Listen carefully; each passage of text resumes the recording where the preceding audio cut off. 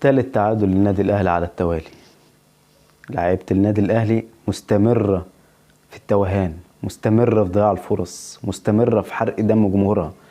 يعني بجد أنا مش عارف صراحة، يعني لعيبة النادي الأهلي إيه اللي هم يعني ناقصهم عشان يلعبوا كويس. الجمهور سافر لهم الإسكندرية، وغير المضايقات اللي بيقابلوها. أنا مش عارف بالظبط، مش عارف والله لعيبة الأهلي عايزة إيه.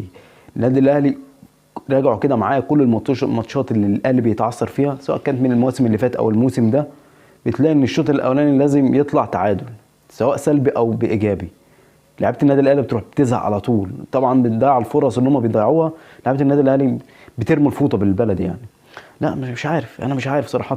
صراحه انا الفرقه كلها في التوهان، سواء كولر باللعيبه بكل اللي هو بيعمله. يعني صراحه التدوير اللي هو بيعمله كتير ده، الفريق خد راحه في بدايه الموسم